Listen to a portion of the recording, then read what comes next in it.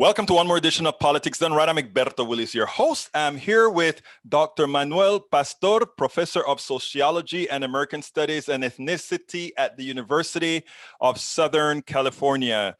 Dr. Pastor, how are you doing today? I'm doing great. Glad to be with you. Look, welcome to Politics Done Right. Great to be with you. Okay, look, I have a few questions. First of all, Vice President Biden was in Miami yesterday, and he made an attempt to address the Latino population in what some may say is should have been done quite a bit ago. Tell me, what's your impression of the Biden campaign's address of the Latino population in general? It's coming very late. You know, one of the things that is really key to understand is that during the primary campaign, Biden's main strengths were with the white working class, white non-college educated voters, and then a very strong group, particularly of Black Southerners, but Black folks around the country, particularly folks who are older. And those are the two bases he's been the most used to appealing to, whereas Bernie Sanders had tremendous appeal, particularly in the Sunbelt states of California, Arizona, Nevada, et cetera, particularly with young Latinos. And so Biden really didn't exercise that muscle. And all of a sudden, here comes a general election campaign in which this Latino vote is both extremely important and extremely diverse. Latinos in Florida, very different than Latinos in Texas or in California. And so they've got a lot of learning to do. And unfortunately, they're learning on the job, and it's coming a little bit late. No, interestingly, and I don't remember exactly where it was, but when we were talking about, he had sort of a faux pas. I don't know if you remember this incident with regards to the Black vote versus the Latino vote, where he made, in as much as he was right in what he was saying, because Latino is sort of a catch-all thing. You're a white Latino, I'm a Black Latino. The interesting thing about it is we encompass all these different frames that it's like, why did they put things that way in this country? And what he said was the Black community, in effect, he was trying to say they have a more closer history than, let's say, Latinos from around the hemisphere. What you thought about that? Well, there were elements of truth to that, and then there's elements of ignoring important things about the Black community. Older Black voters, much more conservative. That's Right. who Biden appealed to in South Carolina and through the Black Belt of the South. Bernie, for example, did very well with Black voters in California.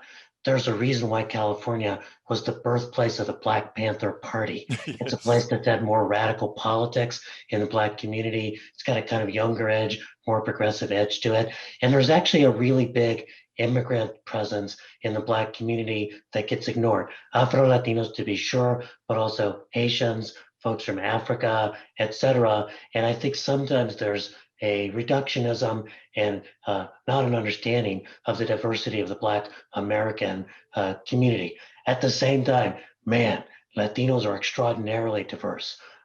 Cubans in South Florida, very different than Chicanos in East Los Angeles. And I think what people are forgetting is also the presence of Latinos in states in the Midwest. So one of the things I think that is a really important thing that the Biden campaign has forgotten about. They think that when they're campaigning for Latinos, they've got to appeal to Cubans in Miami, Mexican Americans in Arizona. They're forgetting that in Minnesota, 3% of the citizen voting age population, not just the overall population, but the electorate, 3% in Minnesota is Latino, 3.5% in Michigan, over 5% in Pennsylvania. And that's a population that's largely Puerto Rican and immigrant Latino, but naturalized and able to vote. And if you're running a campaign that's all about the white working class and alienates Latinos in those Midwest states, you're losing a potential margin of victory that you need. Actually, though, that is the margin of victory, right? Because technically speaking, you know, we've always talked about you know, I mean, if you listen to some of the, let's say, some of the Black intellectuals, they kind of believe it is time for the types of Biden to forget about this working class white vote that they think is, you should expend a lot more effort on, let's say, the Latino vote or the non-voting Black vote. Is that something that you would agree with as well, or? I tend to be a little bit more of the rather than either or, both and. We need to make sure that we've got strength in the Black community. That's been the bedrock of the Democratic Party, particularly Black women. And of course, that loyalty got rewarded with a vice presidential nod for Kamala Harris, and the fact that someone like my good friend Congresswoman Karen Bass was so seriously considered, along with others, for that position. We've got to make sure that we've got strengths in white working class communities. The fact that the Democratic Party cannot appeal to those communities and instead lets a full-fledged racist, Donald Trump, grab their attention and appeal to their basest instincts rather than their highest hopes, that's a problem. But we also have to make sure that we're reaching out to the Latino community, and not just where it's the expected vote, but in places like the Midwest, where it's a very different and unexpected vote. And frankly, the Democrats actually have a decent chance, for example, right now in Texas, perhaps not to win, but at least to make it a serious enough race that the Republicans waste resources there trying to defend a state that's been red for years. Interestingly, Texas it's not that Texas is a red state, it's that Texas is a non-voting state. I'm here, resident in Houston, Texas, and we actually believe we can make it happen this year. But you brought up an issue that I think is sort of subliminal that I want to tackle, because let's go back to the white working class and how Can I could say the, a word there about Texas before we jump to that yes, question? please Because do. I think that's the other thing, and you should speak to this as well. When you start to think about Texas and what's been the traditional Hispanic vote, right?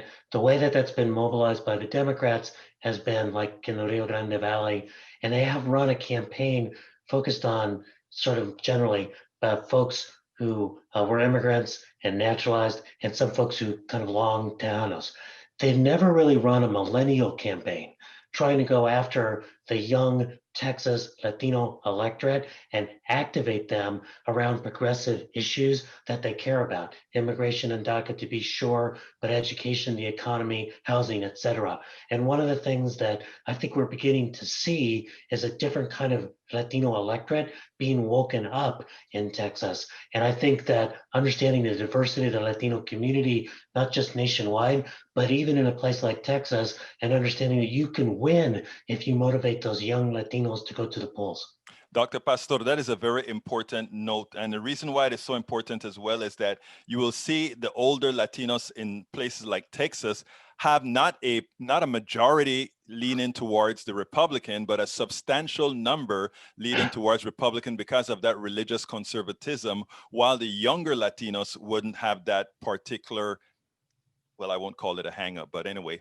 But let's go ahead and I want to go back to the white working class, because it's an interesting thing as far as how did the Democrats lose the white working class? And I kind of, I don't know, in your narrative, I kind of hear a sort of a leftward inclination, and I want to see if you agree that that probably has to do with an establishment Democratic Party trying to hit more the needs trying to hit more of the needs of some of the, let's say, the upper classes, the business classes, et cetera. Do you agree with that at all, or? I think that's an element of it. I think that the biggest problem is the failure to talk about race and racism. And I think to understand that the fundamental appeal of the Republican Party for years has been about protecting white privilege for middle class and working class folks, and using that as a ruse to actually protect corporate privilege.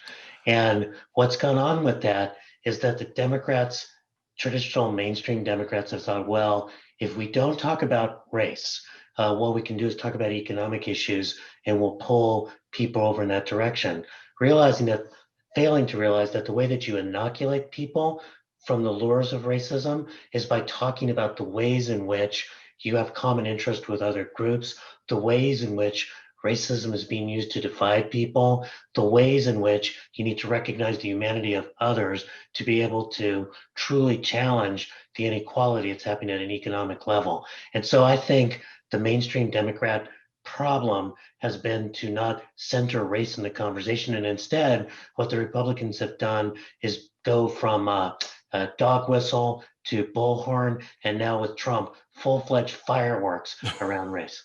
Dr. Pastor, you said something in there that I hope people really realize, and that is something that I've been preaching for a long time. They use race as a tool. In other words, they're not doing a damn thing for those working class white people in Ohio or Michigan or Wisconsin, but they're using their votes to advance corporate advances. You agree? I agree with that. And I think the challenge for us is even when we see it, how do we make sure that we make the inroads into that population so that they don't get fooled? And I think Exactly. that's the reason why I was saying it's a both and strategy. Yes, we need to mobilize communities of color. That's where the growth in the electorate is occurring. That's where there's a lot of sympathies for the Democratic Party. And that's where there's a belief that government, as much as an obstacle and an oppressive tool as it's been for communities of color, can actually also be a vehicle for economic progress. But we can't do that and not say we need to bring along our white brothers and sisters who have been fooled by what the Republicans have been selling for years, and have not the lures of racism have not been addressed by mainstream Democratic leaders. I think that's partly what the Sanders campaign did imperfectly. I think he could have talked even more about race and racism, but by coming back to the economic issues and talking about ways in which race was used to divide. I'm just hoping that Biden realizes that that's as important as making sure that as you know, their ads now in Spanish are done in three different accents: Cuban, Puerto Rican, and And Mexican. Mexican. And Yeah, I mean, that is yeah, funny. and I mean, that's great, but man, that's pretty token compared to saying, what are the issues that your community Yes. faced and need to have addressed? That is so true. I mean, it's funny that you talk about bringing our white brothers and sisters along, because I wrote a book called "It's Worth It," and the idea was how to talk to your right wing neighbors, assuming that most of your right wing neighbors, in fact, are these white working class folks, and how do you bring them into the fold by talking exactly as you stated there? That is, letting them know, look, it's a ruse, you're being fooled. Donald Trump back in Florida and other places, given you are well, many of Cuban descent remember or have a remembrance of Castro that is not what they would prefer, communism, etc. Now, interestingly, some of them fear all of that, and Donald Trump is trying to hit those buttons for the Cuban Latinos in Cuba right now. Yeah. And I don't know, it seems to be playing some. It shocked me because I thought by now younger Cubans, younger Latinos understand what really happened in Cuba. They don't. So why don't you explain to me what do you think is the antidote for what Donald Trump is doing in Florida right now, and specifically with the Cuban communities and those who associate with the Cuban communities? That pandemic of anti-communism may be as dangerous as some aspects of the COVID pandemic as well, in the sense that it's creating a lot of delusional politics. I mean, a couple things I think are important here. Trump has had some appeal in Florida, particularly in South Florida, because of Cubans who, as you were saying, uh, have Castro in their mind as a dictator. The interesting thing, of course, is that what they're doing is saying, well, we're anti-Castro, and so what we want to do is vote for our own tin pot dictator here in the United Right. States. So it's not really sure it's a democratic sympathy, right? The interesting thing about the Cuban American population tends to be right uh, conservatively, politically, on issues having to do with Cuba and foreign policy, but actually also tends to vote for education, tends to vote for a minimum wage, and those sorts of things. There is some generational division where the younger Cubans are not quite as obsessed with what happened in Cuba in 1959 and in the 1960s as the older generation. But a lot of that has been refreshed by people who have fled Nicaragua and Venezuela in particular, Hmm. and they bring with them too their sort of concerns about whether or not there's a sufficient sort of anti-Maduro, for example, line with regard to Venezuela. So that's going to be a really hard nut to crack. But you have to realize that Cubans are diminishing as a share of the Floridian Latino population.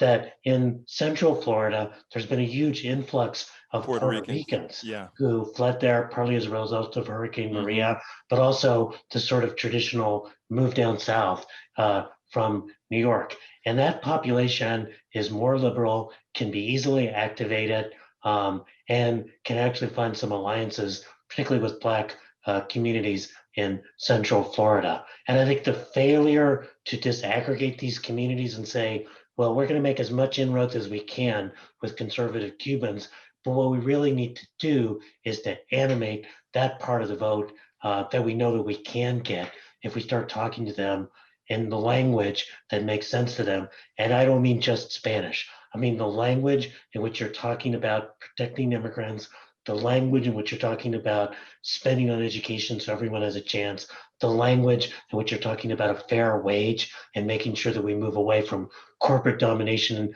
both in our economy and our politics. Interestingly, you just said, and you don't mean talking to them in Spanish. How would somebody whose name is Schmidt feel if, because his name is Schmidt, that somebody's going to first try to talk to him in German, living here in America? Most, I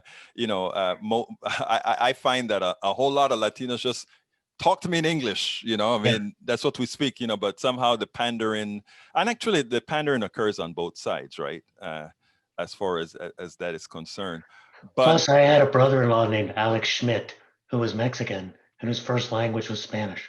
yeah, So, somos muy diferentes. We are a very complex and complicated group, Latinos. And I think that moving from, as we said at the beginning, this view that, I mean, because I kept getting, and these are not the questions you're asking, but during the primaries, I kept getting these questions about what is the Latino vote? And I kept saying, what state, what community, what nationality are we talking about? Because we need to figure out what these differences are. just to let you know, Egberto Willis, Latino. But anyway, Exactly. interestingly, here's the thing, because what you said is so important, right? And I think what we are a victim of what the United States has done in categorizing people, right? That is pretty much what happened. Because you're from South or the Cuban island, I mean, or that island, and you just bunch them all together. So Yeah.